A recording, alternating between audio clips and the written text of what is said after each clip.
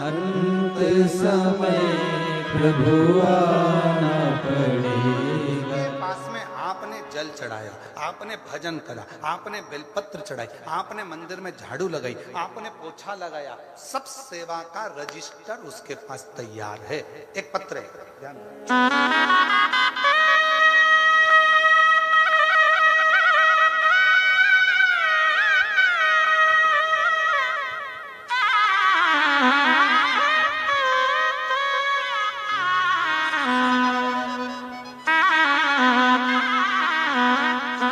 मेरा नाम जय श्री रविंद्र टेहरे। मेरा मोबाइल नंबर ये है। संतान प्राप्ति आप पढ़ के बताओ कितने साल के बाद हुई है?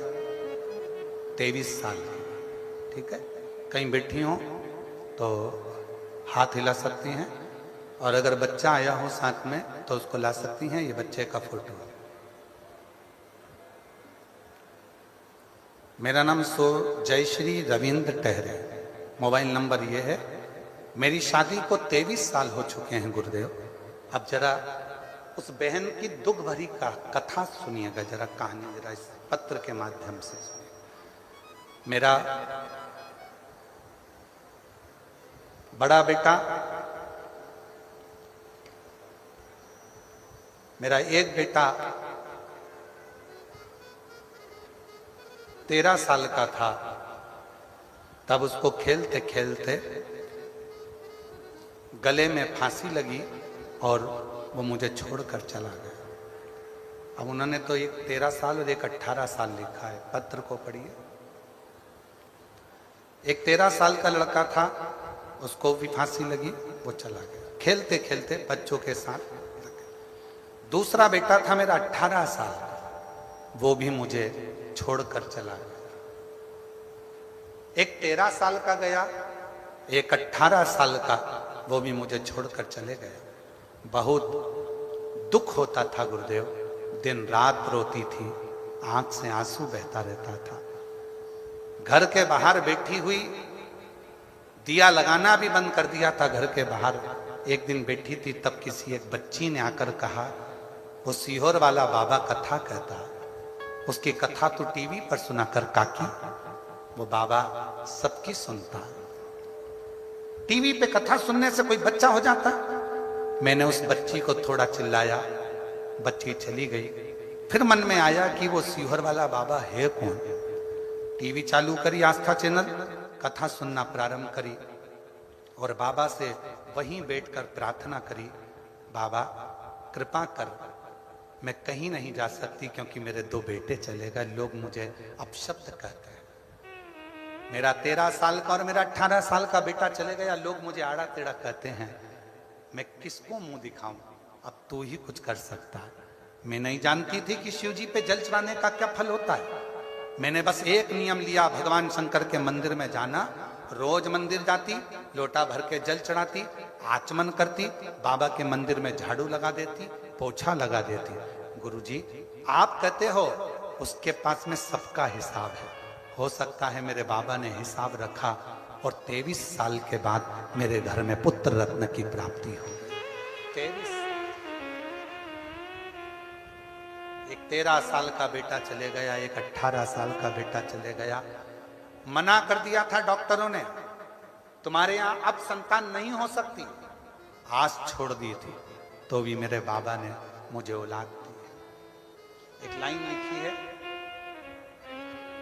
आप उसको पढ़िएगा, जो हमने कल भी गुनगुनाई थी। मेरा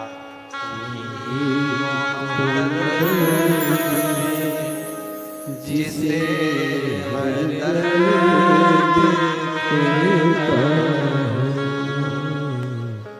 मेरा तो हमदर्द है, जिसे हर दर्द कहता हूँ।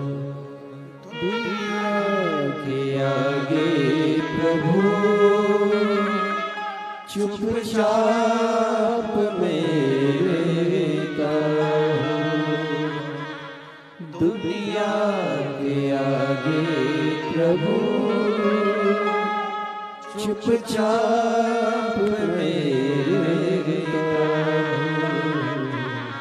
मेरा तू ही तो हमदर्द है, जिसे हर दर्द कहता हूँ। मेरा तू ही तो हमदर्द है, जिसे हर दर्द कहता हूँ। आया नजर ना कोई भी अपना, जब मुझको दरकार थी, जब मुझको दरकार थी, तब मेरे पद का जीवन के रथ का तू ही बना सारथी, तू ही बना सारथी। राघव ने की हर कदम पर निगहबानिया, मेरा तू ही तो हमदर्द है, जिसे हर दर्द कहता हूँ। मेरा तू ही तो हमदर्द है, जिसे हर दर्द कहता हूँ।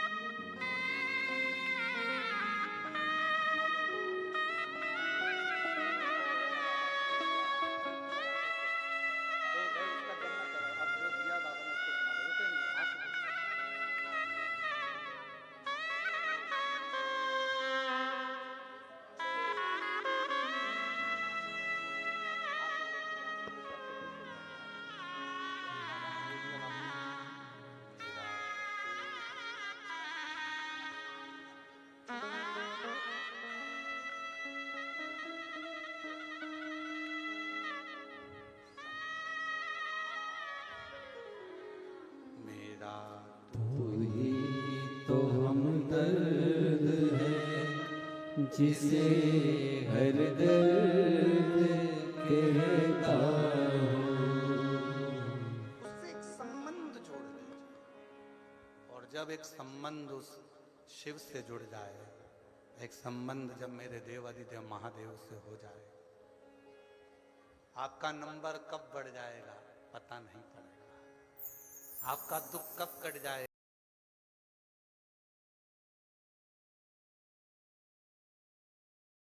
एक पत्र है, उस पत्र में एक भाई ने लिखा,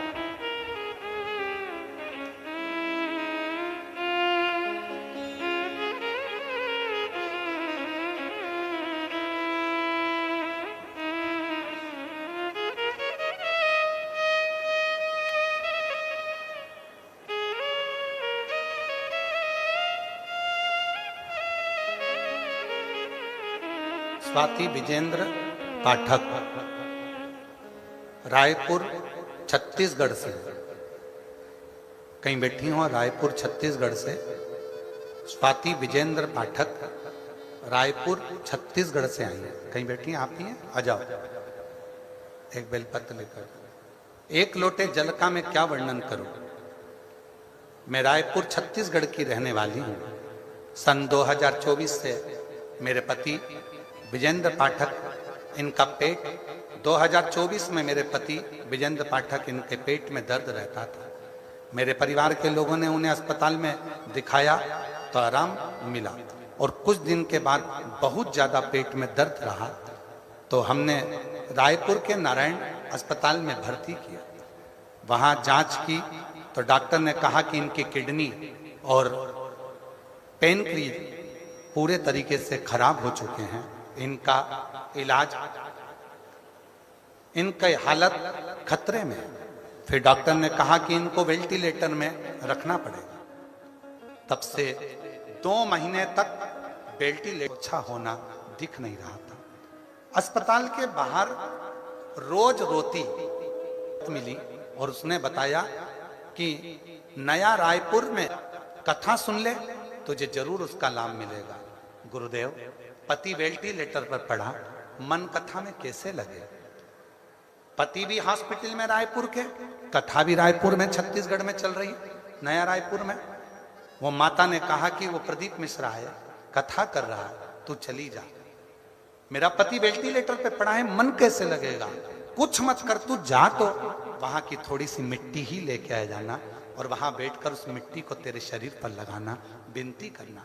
गुरुदेव, मैं नया रायपुर ऑटो कर कथा में पहुंच गई। पति वेंटिलेटर पर था और वहां जाकर मैंने कथा सुनी। वहां से थोड़ी सी मिट्टी उठाकर लेकर आई। डॉक्टर ने मना कर दिया, कुछ भी चीज अंदर नहीं जा सकती। मैं अपने कपड़े पर मिट्टी लगा ली और लगाकर अंदर वेंटिलेटर के पास चली गई और अपने पति के शरीर को मैंने उस मिट्टी को उसके शरीर से लगा दिया। गुरुदेव, दो महीने से जो पति वेंटिलेटर पर था, बाबा की कृपा से 5 घंटे के अंदर वो वेंटिलेटर पे काम करना प्रारंभ करा और वेंटिलेटर से हट गया। वापिस किडनी की जांच हुई, पेनक्रियाज की फिर जांच हुई और बाबा ने ऐसी कृपा कर दी कि डॉक्टर ने कह दिया कि किडनी और पेनक्रियाज पूरी तरीके से ठीक हो गए हैं और बाबा की कृपा से आज मेरा पति ठीक हो गया। मैं बाबा को यहाँ प्रणाम करने के लिए आई। गुरुजी, एक निवेदन है, आपके पंडाल की मिट्टी में क्या है? बहन, हमको भी नहीं मालूम, पर इतना जरूर मालूम है कि जब श्री शिवाय नमस्तुभ्यम का इतने मेरे भक्त, मेरे शिव के उपासक जब जप करते हैं तो ये मिट्टी भी सिद्ध हो जाती है और उसका फल प्राप्त करती है। ऐसे दयालुनाथ से रिश्ता बनाइए, ऐसे दयालुनाथ से रिश्ता बनाइए, रहेगा आपको जो कुछ भी चाहिए, मिलता रहेगा आपको कुछ भी चाहिए। ऐसा करिश्मा होगा जो हुआ कभी नहीं, ऐसा करिश्मा होगा जो हुआ कभी नहीं। मांगा है भोलेनाथ से वरदान लेके भी, मांगा है भोलेनाथ से वरदान लेके भी। तेरी दया बनी रहे जब तक जिंदगी, बोलो बोलो यवतमाल वालों, सब बोलो। तेरी दया बनी रहे जब तक जिंदगी, मांगा है भोलेनाथ से वरदान लेके भी, मांगा है भोलेनाथ से वरदान लेके भी। बस उसकी उदारता, उसकी शरणागति।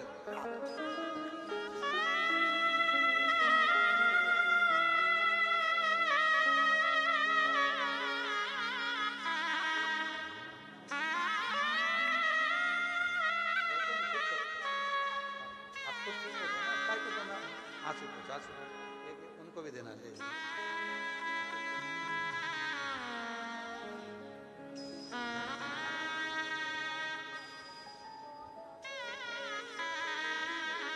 बेटी कर रही है, बहुत ज़्यादा सीरियस थे, डॉक्टर ने तो हाथ ही ऊंचे कर दिए थे। 2 महीने से वेंटिलेटर पर। डॉक्टर ने कहा था 1% भी चांस नहीं है, केवल बॉडी ही जाएगी। बेटी पहुंच गई रायपुर, नया रायपुर ऑटो पकड़कर बैठ गई कथा के पंडाल में। पति हॉस्पिटल में, खुद कथा के पंडाल में पहुंच गई मिट्टी लगा के शरीर पे और बाबा की कृपा से बेटा सावित्री के रूप में तुम हो जो अपने सत्यवान को वापिस लेकर आ गई। ये